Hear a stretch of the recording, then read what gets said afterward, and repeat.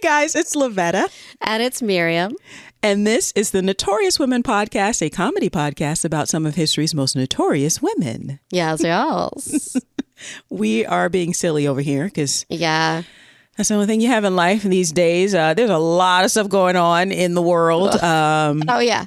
And we literally record this usually 4 or 5 days before it drops. And by the time it drops, so much happens. Right? It's like we think we're topical, and no, by the time this drops, anything we're thinking is gone. Yeah. Or people have moved on to some other crazy mess. Like right now, we're in the midst of the whole Diddy bombshell, him being in jail. And then next week, who knows? He could. I don't know. I don't want to say it because I don't want to put out negative energy. But I'm just glad that his seemingly many victims are finally feeling vindicated, and and seeing his ass go down. Because it is. I had to have a palate cleanser. I had to watch Puppies last night. Can I tell you that many years ago, my husband called it? I don't know what we were watching. Yeah, we were watching something very stupid or something, and he came on the screen, and he went, "Nah, something's not right." And I was like, "What do you have left it?" I was like, "What are you talking?" I was stupid. And he was like, right "I just don't. There's something wrong. There's something off. It's off." And for years, I was like, "Why?" And then this came out, and he was like, "Yeah." But he's always honestly, Lavetta, when you have a boyfriend, the boyfriend will meet Sal because he 100% will tell you. Miriam, I'm going to correct you. When I have boyfriends, okay, that's plural, baby. And he will choose which one you can keep. Okay. That's how that is. Because it drives me nuts. Because sometimes I'm like, no, they're in love. They're so happy. I don't know what you're. Oh fuck. That's always happens. 100% of the time. Didn't you say you were married? Basically, me and Sal are the same person. You are the same person. You really are. I'll take that as a huge compliment. It is. And when I'm in trouble, I harass you about as much as I harass him. No, you do not harass us. Stop that. We love you. You can harass on. All right. You can harass me back. You know that. Yeah. But you know who can also harass us? Our listeners. Yes. Guys, remember to follow us on all the things. Tell your friends and families about us. Leave us a 5-star review in the Apple Store. That helps people find us. And on that note, I'm going to come back to that, as you guys know. But on that note, I think we should get started this week. Yeah. And I believe you are first this week, Miriam. So who it is you? It you, as we say.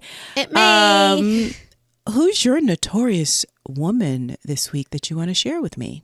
My notorious woman this week is Mary Beatrice Davidson Kenner. Have you heard of her?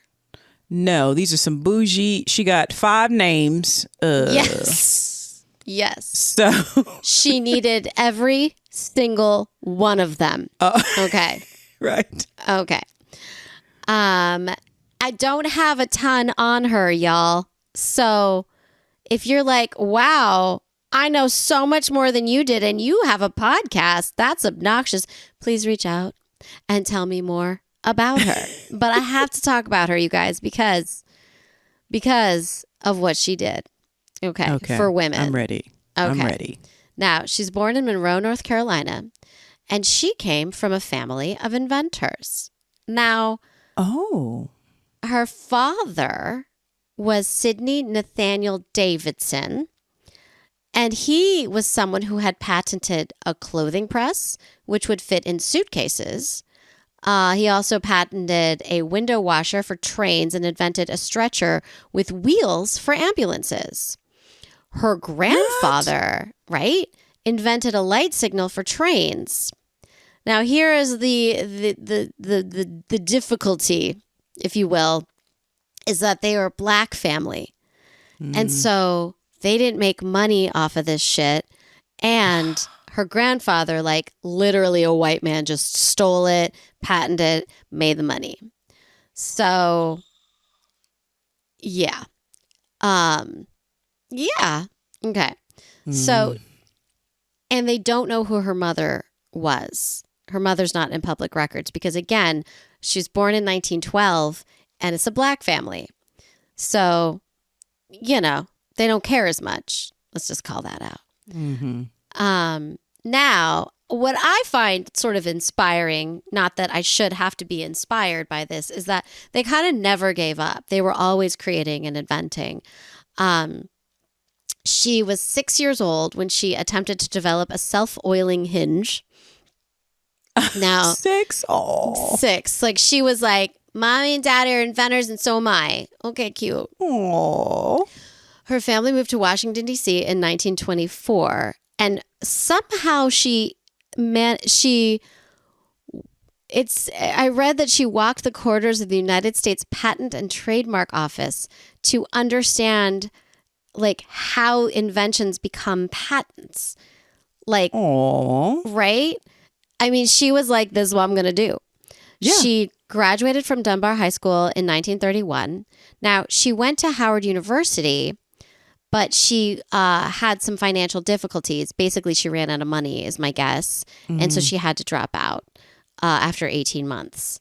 So she never actually received her college degree or any sort of professional training, only because no one, you know, they had these bootstraps and they were trying to pull them up, but then the white man kept stealing their shoes. That's what happened. Yeah, because imagine if her father was able to get paid for those patents, she'd have no trouble. He'd be like, I'm paying for college. Of course. Yeah.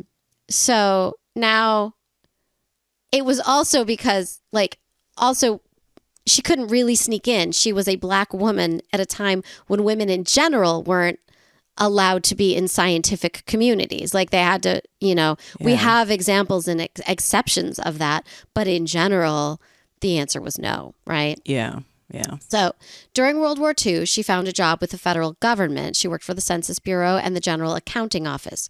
She would also, and I can't tell if this was like a job or like she just like did it, is she chaperoned younger women to attend military base dances in DC.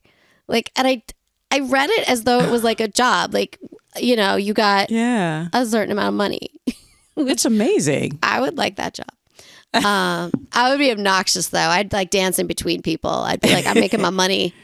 Like hands where I can see them. Hands where I can see them. Hands up. Hands up. Look at each other, but don't look at each other too much. You know.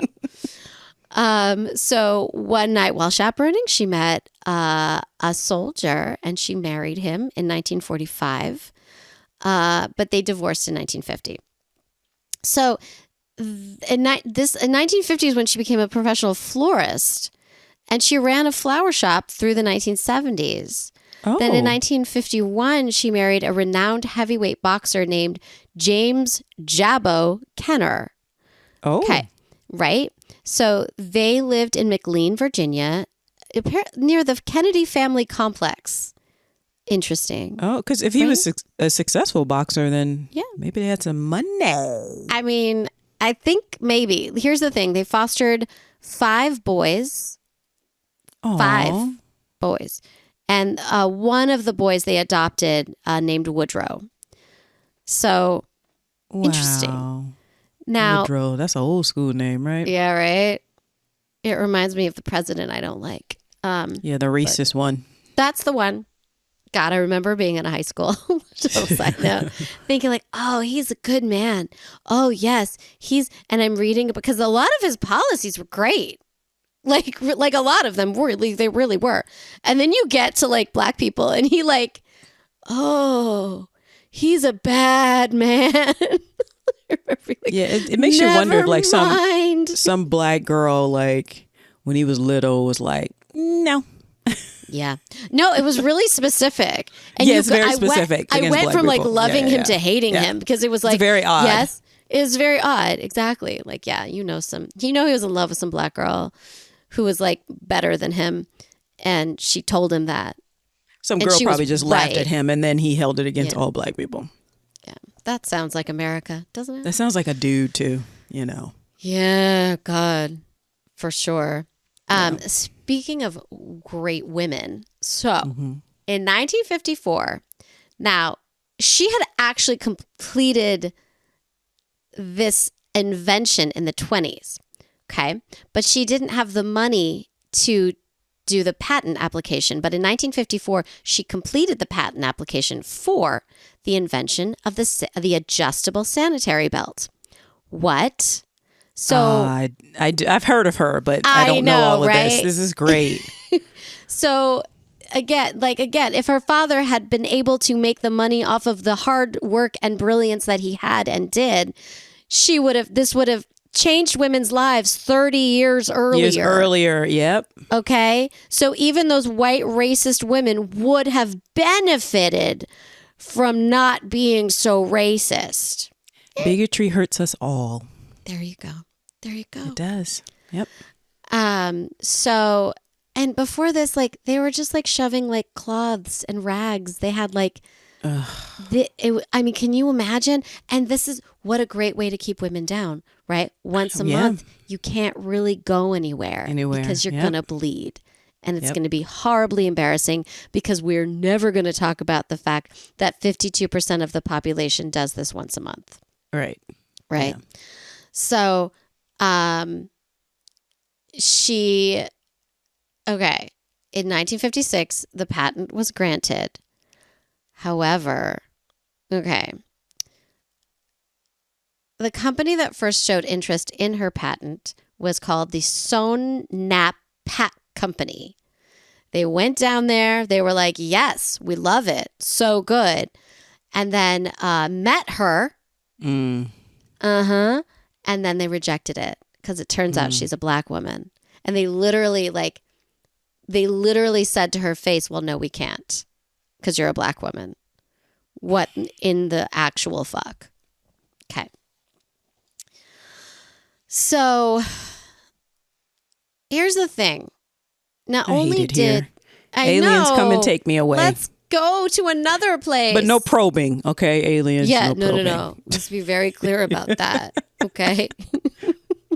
Just send me through the wormhole to another, a better version of Earth. So the invention was described as an eliminator for, quote, chafing and irritation normally caused by devices of its class. Now, it also, no. So basically, like, can you imagine? Okay, sorry, I'm so mad. And then her patent expired. It became public domain, and then it became manufactured freely. Yeah. So this is why, like, I don't have a ton on her, but like, put her in the fucking history books immediately. It's also it's financial theft. It's like legacy theft. It's like it's thievery. It's like let's slow these people down so we can just steal their shit. Right. Which is why, right, reparations, like her children's children should be generationally wealthy. Yeah. Like, did I just say generationally wealthy? Just like the Aunt Jemima people. There you go. Campbell soup people. Yep. We could probably go on for a long time. The JP Morgan people. Yeah. You know? I guess we could go. It's true. Right? Like, this is what we're calling out. Put her in the fucking history books. But see, that's why reparations is such a hard, other than the anti-blackness, but it's like the amount of money that it would take I don't care. We can afford black people in America. No, we could, but it's like, that's what they don't understand. And that opposition, the people who are in opposition to it, because it's also like, well, let's just start something. It's like what they did. I know people are like, oh, not Nazi Germany, but it's like the German government's like, of course we couldn't replace the wealth that was stolen and the loss that occurred, but we can start to address it. We can have a gesture towards it, like with money. Did we want an example of reparations? Because my grandmother received money from Germany for her whole life. Yeah. Jews got reparations as well. They deserved 100,000%. That said, that means reparations can work. And Germany is a very wealthy country. They're fine. Yeah. They're fine. It's not they like what she received made up for what she lost. Like, that's not possible. Right. But like, no, exactly. The German government knows it's like, it's a gesture to try it's and a make gesture. people It helped her in her old age, oh, yeah, right? of course. Because what she should have received from her family, it's the same fucking thing. Right. That's always my point with it. It's the same fucking thing. I don't see the difference because there is no difference. You have to admit that there was harm, right? Yeah, so, and that's why our country will never do it. Yeah. Because they really won't. We're doubling down on slavery still. Like, what the fuck? Don't get me started, but like, I mean, yeah. So you don't know what happened to? Not really. So, I know she later invented a modification of the sanitary belt. Thank you, girl. That included a moisture-resistant pocket. Right? We need that because yeast infections. Mm-hmm. Girl is on it. And this is why women, should be the ones inventing this shit because men don't know what to do. Okay. Right. Because the current pads, they just found out. Can I just go on for days about this? Did you know this? No, I did not know this, I don't think. So they have the 10. Remember how the pads last for 10 hours? Yeah. And every woman thinks to herself, I am the exception to this rule because my pad lasts 42 minutes if I'm lucky, right? On those heavy days. Right. Okay. Oh, yeah. 42 minutes, I better run. Okay. Because they were testing it on water. Scientists they don't know the difference between blood and water. What? It's like that comedian who had the joke about the was it 1,000 tampons. And we posted it on our social media a while ago about 100 tampons. 100, yeah.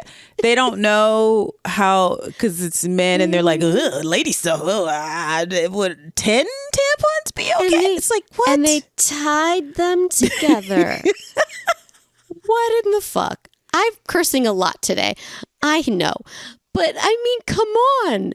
You can't ask a woman nearby. Right. And it's such an essential part of a woman's experience. Oh, 100%. And it's like, you guys just can't just ask. Don't guess. Just ask. Yes, blood is viscous. Do you know what that means, scientist? They were testing it with water? Water. And that's like the commercial. The 10 hours. Look, right? The commercial with the little food coloring. Yeah. Okay. All right. So in an interview, she said, quote, one day let's just deep dive into this part. One day I was contacted by a company that expressed an interest in marketing my idea. I was jubilant. I saw houses, cars, and everything about to come my way. End quote. And then then she says, new quote, sorry to say, when they found out I was black, their interest dropped. The representative went back to New York and informed me the company was no longer interested. Let me tell you, though, between 1956 and 1987, she received a total of 5 patents for her household and personal item creations, which is the largest number of patents held by a black woman. Now, this didn't slow her down. I would have cried for a week and then moved to Italy. But she was like... Well, she had to, right? Right. She had to pick up and move on. But I'm like Althea Gibson. Where the money at? Run me my money, motherfuckers. Where's the money? So in 1976, she patented an attachment for a walker that for a walker wheelchair situation. Yeah. That included a hard surface tray and a soft pocket for carrying items. We've seen these walkers. Yeah, my grandmother. Yep, had one. She had a couple. Made that. She made that. And when I started helping my grandparents, and I was like, this is such a great idea. There's a little pocket here. Yeah. Of course, right? Yeah. It's genius. She shares the patent on the toilet tissue holder. So basically the modern toilet paper roll, patented in 1982. No. Okay. Yes. She held a patent on a backwasher that could be mounted on the shower or bathtub wall. It's known also as a backwash, patented in 1987. The carrier attachment, so she developed multiple sclerosis in 1959, and that's what inspired that. Her sister apparently made a lot of board games, one of which in the 1980s called Family Tree Edition, which is cute. But I think she did more board games than that. Yeah. And then I'm not really sure what, but she died January 13th, 2006 at 93 years old. Oh my God. So she lived a long, productive, amazing life. Oh. And just, wow. Like, and I'm sorry, you said she developed MS in the 1950s? 1959. She continued to develop things though. So, and she lived to be 93, so she lived another, I hope she had like a lot of joy in her life. And also I would imagine that it's incredibly satisfying to create something, like have an idea in your head, you sketch it out, you get a patent, and then you actually see it working. Like, and people using it. It's got to be incredibly like satisfying, but also you should get paid for your labor. Yeah. And your ideas. You know, that's the capitalistic way. I mean, that's like, you want us to live here or not. You know what I mean? You either allow us to be capitalists, all of us, or, you know, be honest that you don't want a segment of the population to succeed. Just say those words out loud. Yeah. I mean, it's so obvious. It's like, we all preach into the choir, but that is amazing. Thanks for letting me complain, you guys. I know you hear me, and I appreciate it. They're like, preach on, sister. Yeah. Like it's a baby Yoda gif. Oh, preach it, sister. Anyway. Oh, he's so cute. Sister. How would Yoda say it? Preach, sister. I don't know. Sister on preach. I don't know. We're such a bad Star Wars fan.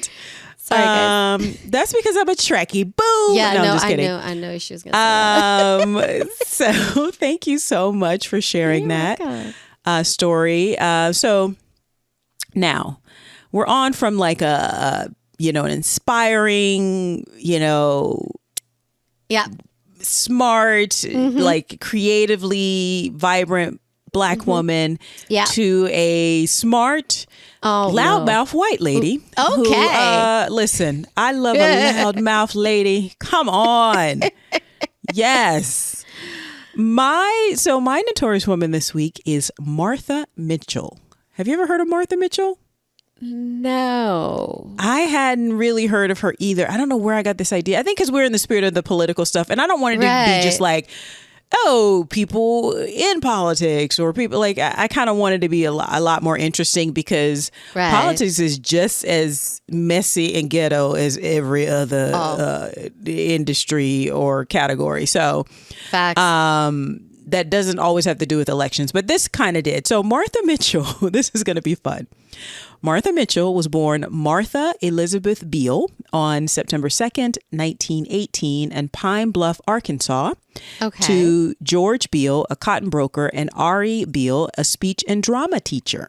Oh, okay. So solidly middle class, probably slightly upper middle class. So she comes from what we would call a good family back then. Okay. Now, growing up, Martha was described as friendly and extremely talkative. So I can relate because this is basically, she probably been talking since she came out of the womb.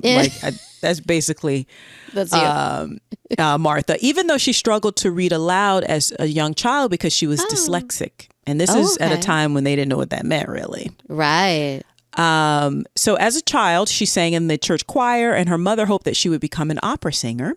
She loved the arts and dreamed of becoming an actress. Oh, Lord. So she studied at the Stevens College in Columbia after graduating from high school. But her parents, because they come from more traditional, even though her mother's a drama teacher, this would be the late 30s, early 40s. So they're like, acting, really? I don't know. And Martha's attractive, but I don't know if she was movie star attractive. That's what they said about me, Lavetta. That's on, true. I'm fine. No, they didn't say that about you. No. And I think, yes, they did.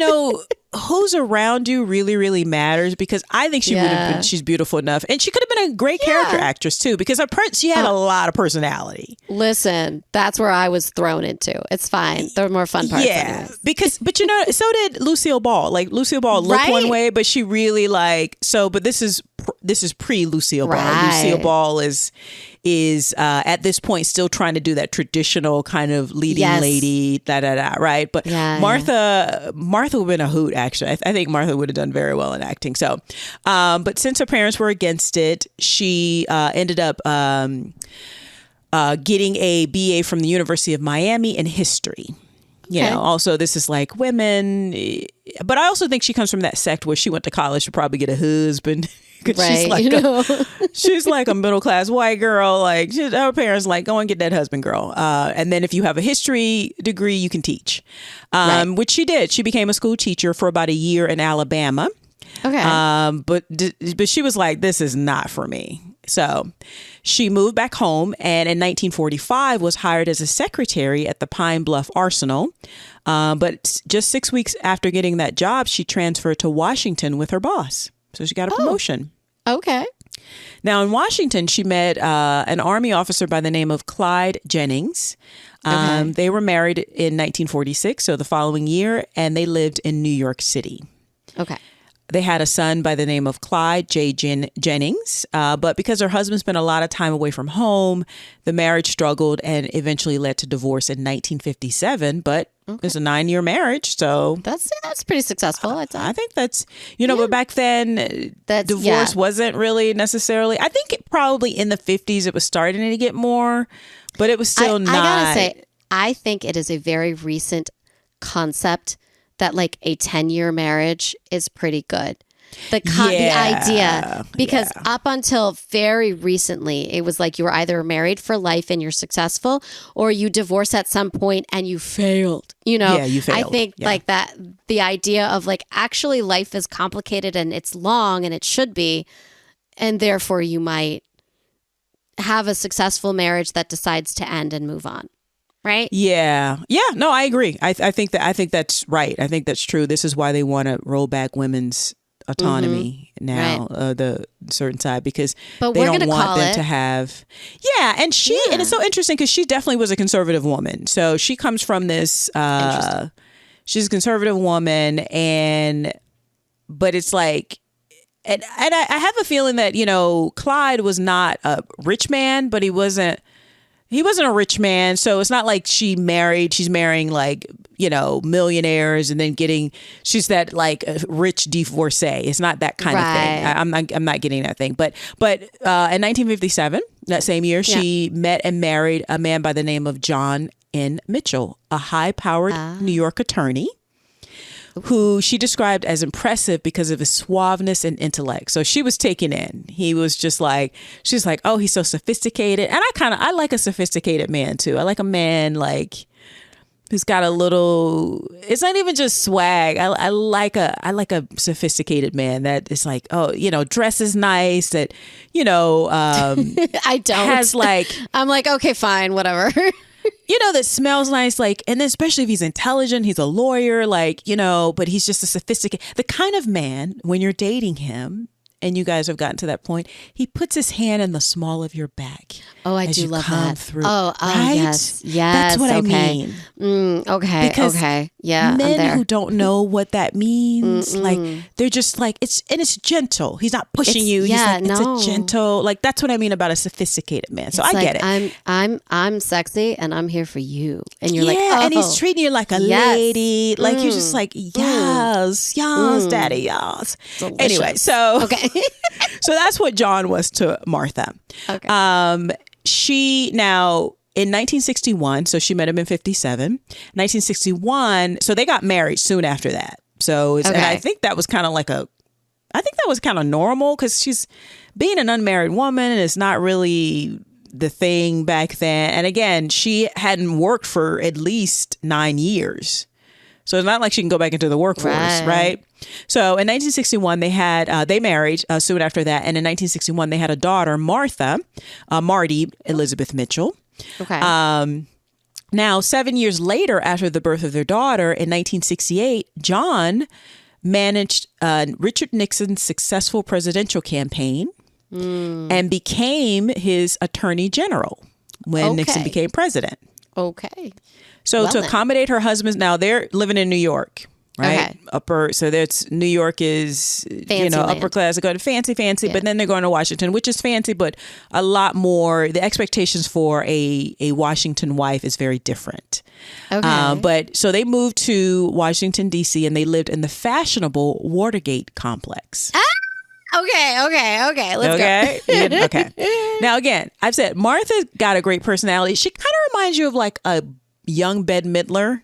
Ooh, I love that. She kind of looks like her, but she doesn't quite look like her, but that personality, that's what I mean. Like but even more talkative. Like we love Bette Midler. So now, because she was a character, which worked, I think, in New York, but in Washington, D.C., it would be like, oh, who is this person? Because women were expected to be seen basically and not really heard.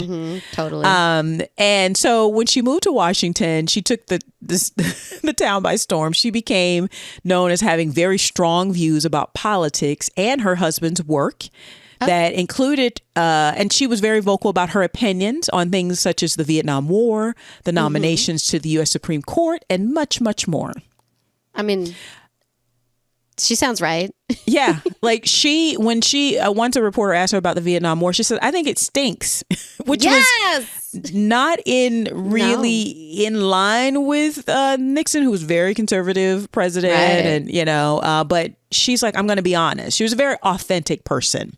Okay. And very loud about it. Again, I love a loud woman. So now, she also was known for calling up reporters herself with political gossip. What? Okay. Or information that she had gleaned from looking through John's papers. Oh my God. Yes. Okay. I kind of love her so much for this. Okay. Yeah. Go on. So again, when people talked about her, including Nixon, they described her as brash, crazy, a brash, crazy drunk with a wild imagination. Oh my basically. God, we would have so much fun hanging out with her. Okay. Yes, and this is in a conservative sect and that kind of thing, and so she, like I said, she's a conservative woman, but she's like, well, yeah, I think it stinks. Our young people are going over there and dying and da-da-da. Like, she's just like, I'm telling it like a TI is, as we say. Right. Now, it was during this time also that she came to national attention when she remarked to a reporter that the D.C. peace demonstrations in 1969 had reminded her of the Russian Revolution. Oh, shit. After that, her notoriety just increased because, again, she's a character, and this is a woman who wanted to be an actor too. Right. So she knows she's a natural. I'm telling you, she was a great actress. Oh, totally. This led to her appearing on the cover of Time magazine. What? Okay. In 1970 for the cover story of, quote, The Wives of Washington. So she's like the cover. Yeah. She also began making the appearances, the rounds on talk shows, and it earned her the nickname Martha the Mouth and the Mouth of the South because she had a very like Southern kind of drawl. Like, I'm telling you, hilarious. Now, one author, Garrett McGrath, author of a book called Watergate, A New History, he said that, quote, she was this big, loud, brash woman from Arkansas who arrives in Washington as the wife of the attorney general. Within a couple of years, she establishes herself as the most in-demand Republican speaker in the country after the president himself, end quote. Damn. Okay, girl. Yeah. And the 60s was kind of like a loosening up of like traditional societal class kind of things too. So she was like a breath of fresh air for a lot of people. She also, though, even though Nixon didn't really like loud women, I can see that about him. Yes, she was a great spokesperson for his administration because she was in line with them, but she was also very likable. Yes. So they kind of tolerated her because she was good PR in that sense, even though Nixon's administration, nobody ever talked to the press. They were actually kind of anti-press. But when she talked to them, because the press loved her and she was on their side, they were like, oh, this is actually good for us. Right. Yeah. So now, some people say that she was not a government official or elected politician in her own right. Right. But she was considered probably one of the first loudmouth pundit types. Oh, God. Okay. Graff also says, quote, she was celebrated by the right for her attacks and the way that she defended the president and lambasted his enemies, end quote. Okay. But in 2 years, yes, in 1970, that would change. Yeah. Because in 1972, Nixon selected John to head the committee to reelect the president. And it was called CREEP. Oh, my God. It was a small, and Martha was part of it. So she actually got a job where she was, good. It was her. She said it was like her and maybe 2 or 3 other people, and they had offices and like, because again, she had been a great ambassador for the Nixon campaign and it is her husband's job. And she was very, very supportive of John, her husband. Okay. Now, in June of 1972, while at a series of fundraising events in California, John received a phone call about the burglary at the DNC headquarters in the Watergate office building. Yep. Which led to the Watergate scandal. So for those of you who don't know, that's what the scandal was. There was a break-in at the DNC headquarters.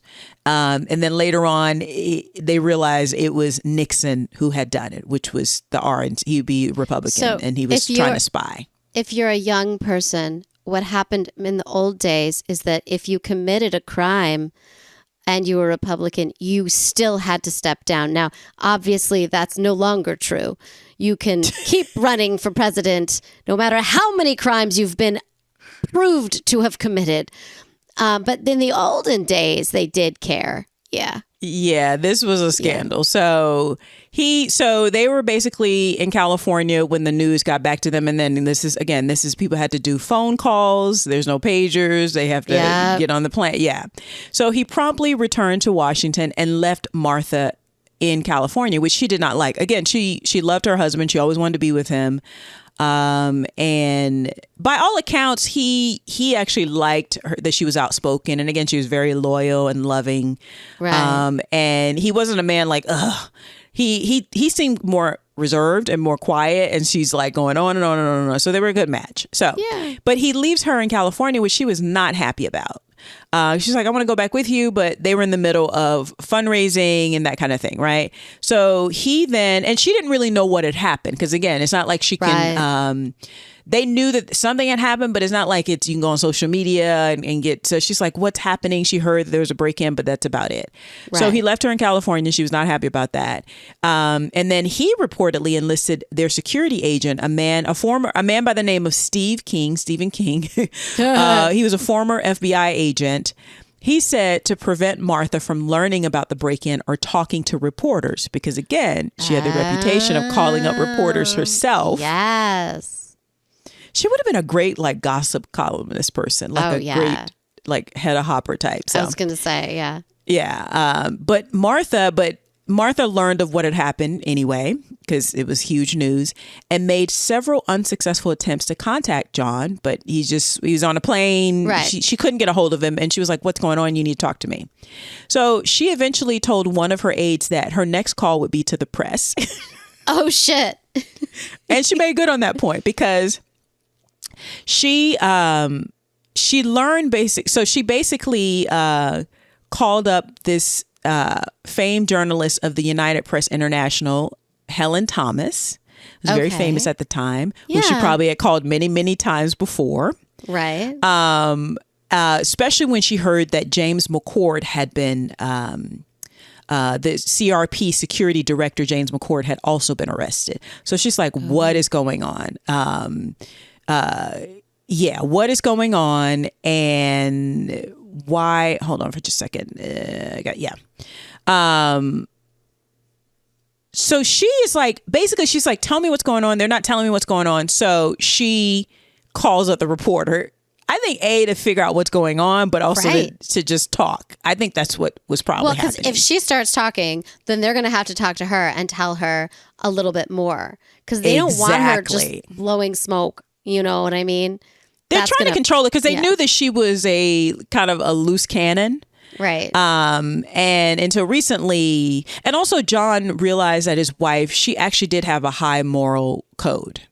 Good. So she managed to get on the phone with Helen Thomas, but the phone call abruptly ended. And when Helen Thomas tried to call back, she was told by the hotel staff that Martha Mitchell was indisposed. Later on, the journalist Helen reported that during her conversation, basically Martha was on the phone and was like, I don't know what's going on. I think there's some dirty business of politics going on, da da da da. But before Helen Thomas could ask her more, she heard Martha say, get away. And then the phone went dead. Oh my God. Okay. According to Martha later on, she was on the phone with Helen Thomas in the hotel room in Newport Beach, California. Okay. When Steve King, the former FBI agent, walked over and yanked the cord out of the wall. She said, Martha then said, for the next 24 hours, the guards refused to let her leave. They denied her food, physically injured her, and drugged her. What?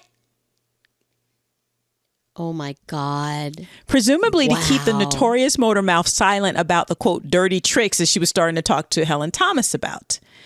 Now, I have to say this, Steve King later on denied the incident and went on to have an illustrious career and later became President Trump's ambassador to the Czech Republic. Of course he did.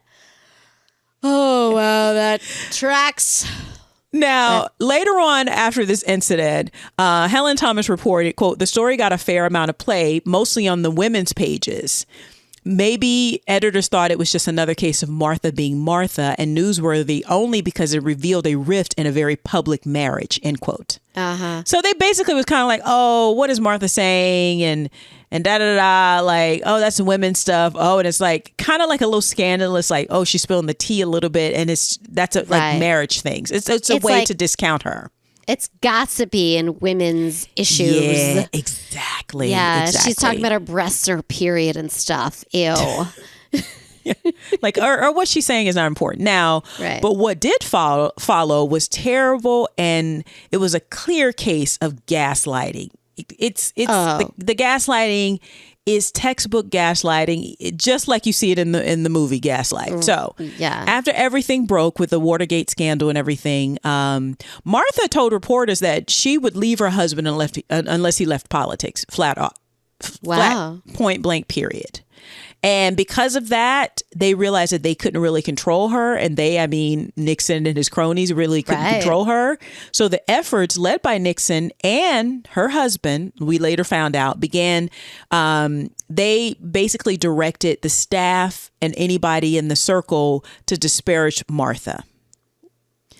Now, according to Helen Thomas, she wrote, quote, back about all of this, quote, back in Washington, administrative aides began hinting that Martha was hallucinating, that she was deranged, or that she was just drunk. She goes on to say that Martha, quote, was written off in part because of the misogyny of the era. Yep. And that is also from Garrett Graff's book as well, when he talks about this. So now, John Mitchell did resign from running the campaign, citing Martha as the reason, because she was like, if he doesn't leave politics, I'm going to divorce him. So publicly, he's like, yeah, I'm going to leave. And that only added to the rumors of her being crazy or having, quote, special problems that continued. God. So there's all these like this stuff coming out about how she's crazy, she's just drunk, don't listen to her. Martha said that she was hurt, but she didn't know who had hurt her because she didn't know where it was coming from. Right. Because the attacks and then the ridicule, other people would ridicule and make fun of her at parties and stuff during this time. Like, isn't she crazy? Was coming from so many different directions. It was hard to know what the source was or like, yeah, it was just very, very hard for her because she just didn't know what was going on because she's like, this thing happened to me. They wouldn't let me leave. And later on, a doctor would say he came in and give her a sedative. Oh, my God. So she was right. They drugged her. They drugged shut her up. Yes. Now, ironically, Martha Mitchell disdained feminists, but she was funny. In her.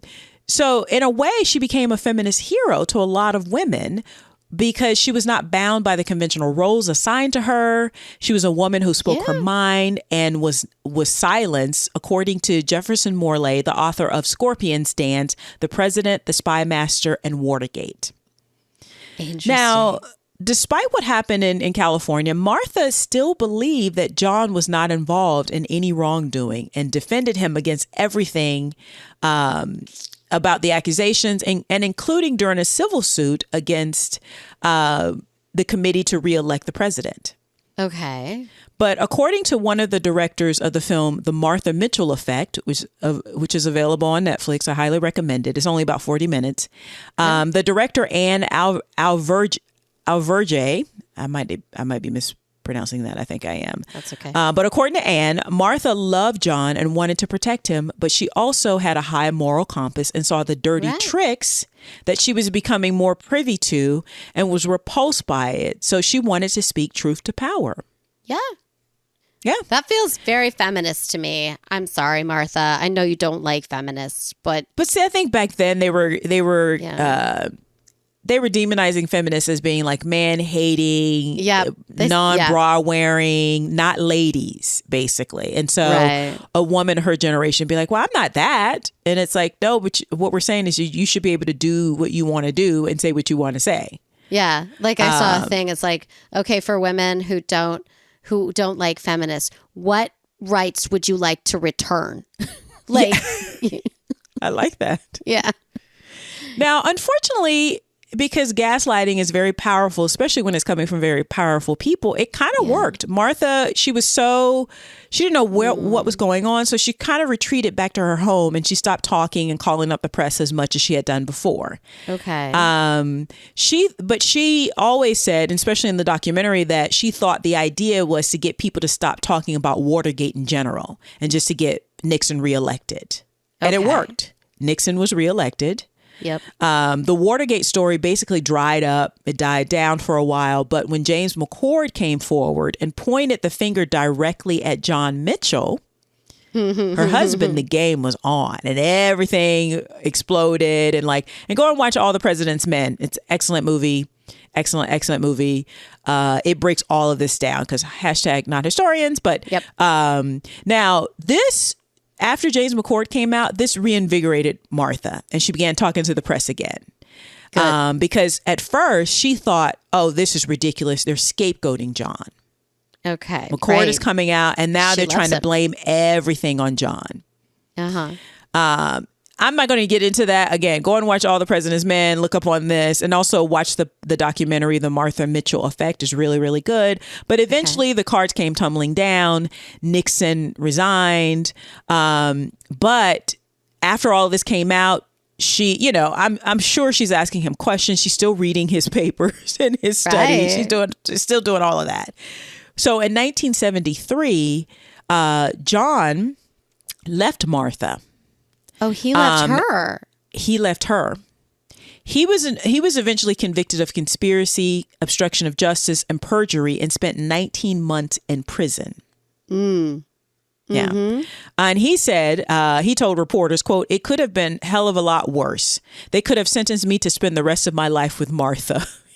Wow. What an asshole. Yeah. Now, side note, after he left her, she called up Bob Woodward and Carl Bernstein, who are covered in All the President's Men, played by Dustin Hoffman and Robert Redford. So she called them up. She called up and Bob answered the phone and she offered them access to John's home office. She basically called them up. It was like, the son of a bitch left me. So they were like, what? So come on over. I'll make tea. Right. They got on the first flight. They couldn't. They got there. Yeah, they checked. They cleared it with lawyers. And they got there and they said when they arrived, she had a big martini glass waiting for them. She takes them into the room and she's like, it's up there. So it's like a really tall ceiling. So they went up on the ladder, got all the books and papers and some of John's checkbooks. Oh.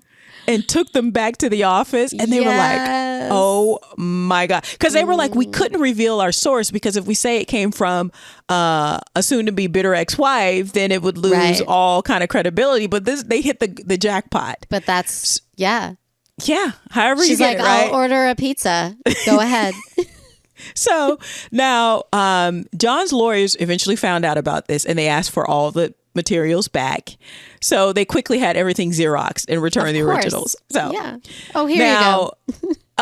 Like I said, James McCord, and his whole name is James W. McCord Jr., was later convicted as a Watergate conspirator, backed up by Martha Story in a 1975 New York Times article. And he said, quote, Martha Story is true. Basically, the woman was kidnapped, he said, in an attempt to keep her unaware of Watergate. Yeah, so he backed her up even in 1975. That's now good. Eventually, Nixon, like I said, resigned from the presidency in August of 1974, and he blamed Martha for Watergate. Good. It was Martha's idea to break into he blamed her for getting the word out there. So in the famous interviews with David Frost, he said, quote, I'm convinced if it hadn't been for Martha, and God rest her soul, because her heart was her heart was a good person. In her heart, she was a good person.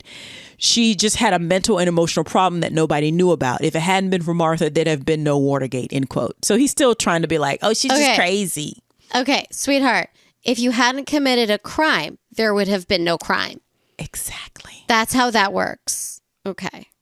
Now, and side note, because in 74, the House Judiciary Committee approved 3 articles of impeachment against Nixon, but he resigned instead, like I said, in August of 74, becoming the only U.S. president to do so. His successor, Gerald Ford, pardoned him in September of 1974. So, now, just 2 years after he resigned, Martha died of bone marrow cancer on May 31st, 1976, at the age of 57. Oh, my God, that's terrible. Yeah. Oof. And, after her death, her role in cracking the corruption case, historians say, was largely forgotten. Quote, after her death, she was largely consigned to a footnote in the Nixon years and the administration, says, end quote, says Garrett Graff. And he goes on to say, quote, it's really only within these last 5 to 7 years that she's been resurrected and sort of recentered in the telling of the Watergate story, and that she was a very central figure of the Nixon White House, both on its way up and on its way down, end quote. Now, all these many years later, her story, like Graff has said, has been revisited. So in 2017, there was a Slate podcast called Slow Burn, where they covered basically Martha's life and her interactions and her role in the Watergate scandal. And then in 2022, Starz had a limited series called Gaslit, starring Julia Roberts as Martha Mitchell. I need to watch this right now. Yes. And as well as the aforementioned The Martha Mitchell Effect, which is a documentary that's currently available on Netflix, all of which are redeeming her reputation, because she was basically just written off as a loudmouth, crazy lady who had just fantastical, crazy stories of people drugging her. And it all turned out to be true. Wow. In closing about Martha, I just want to read this quote from Garrett Graff, again, the author of Watergate, A New History. He says, quote, Martha was written out of the story and forgotten for most of the last half century. She warned America about what was about to envelop the country, and she was ignored. She deserves a much bigger role in the way we tell the story of Watergate, end quote. Nice. So that is Martha Mitchell, the loudmouth of the South. Yeah, listen.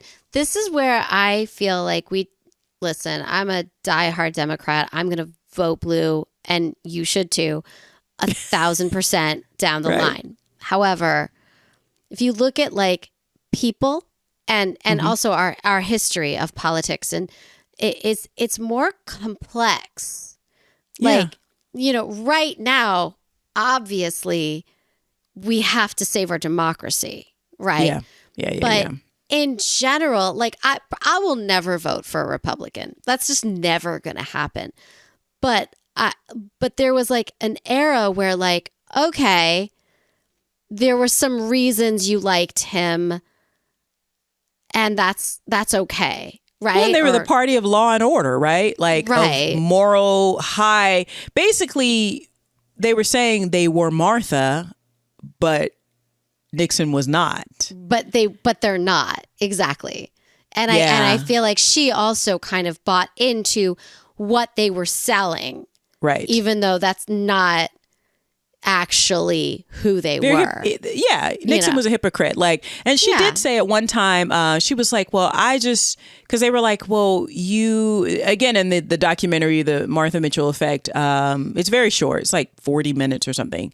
And she basically, they interviewed her and she was just like, no, I think that politicians should be held to account and stop lying. And she basically was the poster child for what they said that they were, which is why she was in that party. Right. And, and she, as much as she said, John was sophisticated and so intelligent, she really fell in love with him because she thought he also was of high moral code. Right. And it never would occur to her that he was not. Yeah.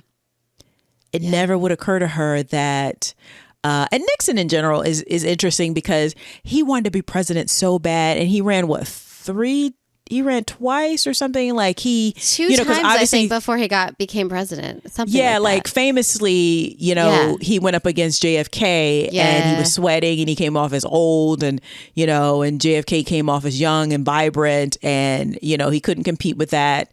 And he was just so desperate. And he was very much aware of Martha. They were afraid of Martha from the beginning. But like I said, in the beginning, she was like a great advocate for them. Their own personal PR person, because they didn't really speak to the press. But he began bugging the White House, which has led to his downfall. So between 71 and 73, in some of these recordings, he mentions Martha directly more than 100 times. Really? So it goes to tell you the power of being a motor mouth, the power, the feminine power of talking too much. But she was so transparent and authentic and open because she was like, I don't have anything to hide because I'm not a crook. Right. And that's why he's just like, I'm not a crook. That's his famous oh my God, of course. Yeah, I'm not a crook because people are like, you're a crook, you're low down, you do dirty tricks. And it never would occur to her that her husband would do this. And I think he kind of he fell in line because he was directly involved in the Watergate scandal. We now know he was very much aware of everything that was happening, but he would never let on to Martha that that's what was happening because she would have, he was afraid she'd tell his business, but she would have been like, you are a crook. Like she would have been like, you're criminal. I'm leaving. You're criminal. I'm leaving. Right. And I'm calling the cops and I'm telling them right now.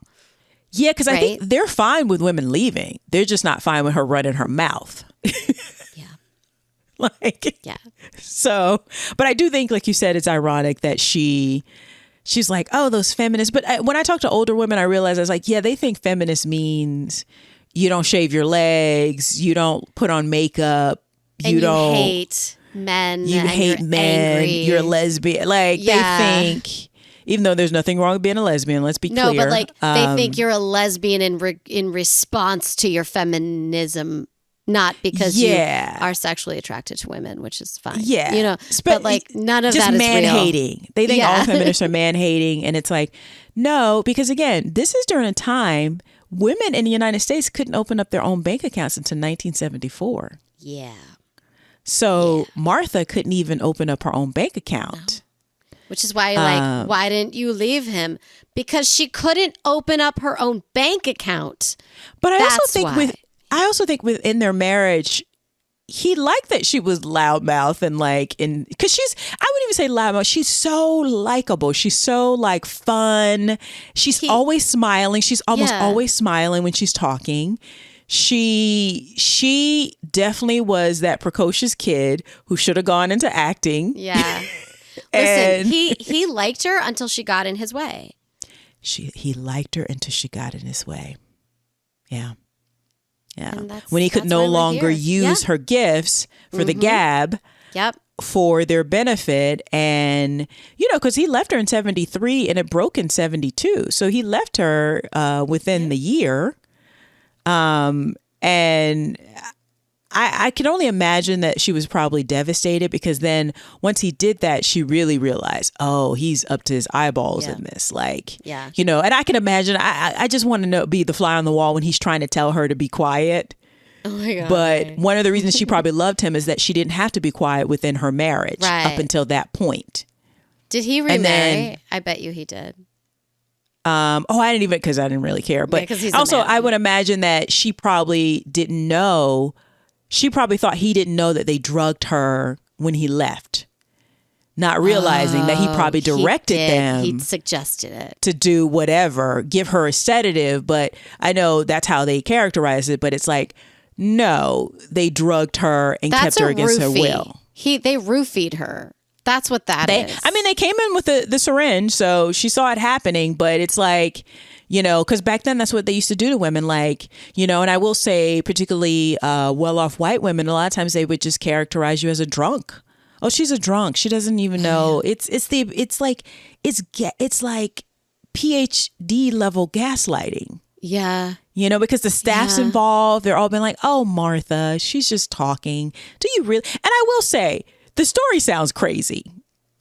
But it's in real. 1972, if you're like, somebody's like, they drugged me, because she's like, these motherfuckers, they drugged me, and you'd be like, this really happened? But I would imagine reporters are sort of like, well, the leads she's given us in the past have turned out to be true, but this sounds so crazy. Because Watergate basically, to white people, I would say white voters, really opened their eyes up to like how these so-called respectable people could be downright criminals and crooks. Right. Because white people really did feel like they bought into it. People who run our country are patriotic, good people who want to do the right thing all the time. I fully, because they're still around. Those people are still around. Yeah. So that, but to your point earlier, the Republican Party was like, oh, you got to step down. Like we know you the president, but motherfucker, we can't have this. Like, you can't be like, it's like with the Christine Keeler thing. The Conservative Party in England were like, you got to step down. You can't, this is not a good look. But now all of that pretense is gone out the window in the modern politics. So people have shirts. I'm voting for the criminal. All right. Yeah. After 2016, all of that went out of the window. So that is Martha Mitchell. Thank you so much for her. I feel like I've learned, my whole childhood has been upended by the truth of this story. She's a fun time too. She is. I really wish she had lived to be 57. But she was quite a character and definitely notorious. So love Martha Mitchell. Oh my God, she's amazing. Thank you. Amazing. For her. My pleasure. All right, guys, that wraps it up for another episode of Notorious Women Podcast. And like I said at the top of the show, remember to follow us on all the things. Spread the word about the show. If you like us and want to get your friends and family and loved ones in on it, copy the link and send it to them. Copy the link and send it to them. Also, if you want to support the show financially, you can do that at patreon.com/notorious women. That's patreon.com/notorious women. And Miriam, how else can they find us and support the show? Y'all, we have an Instagram page. It's Notorious Women Podcast. It's very simple. Come follow us. Come like us. Come talk to us. You can DM us there. You can also email us at notoriouswmpod@gmail.com if you have longer things. And you can also find us on YouTube, you guys. So we have a YouTube page so we can listen to all the episodes. You can talk to us there. Then that is how you can find us. Yeah. All right, guys. We will see you. And also, if you have someone that you'd like us to cover, or if you have something you want to add about our women, you can always do that on Instagram, TikTok. Can they leave messages on TikTok? Yeah, no, they cannot. Oh, you can't? Oh, okay. Yeah. You can leave it in the comments, though, right? Here's the thing. Go to Instagram, y'all. Let's be real about what we check. And it's Instagram and it's our email. You can also comment on YouTube too. Oh yeah, that's right. Yeah. Please leave a comment there because we're trying to build that up. But if you guys have a programming note, if you have a correction, because hashtag not historians, you can always do that on any of the things that we mentioned before. But thank you so much for joining us, and we will see you next week. Bye-bye. Bye.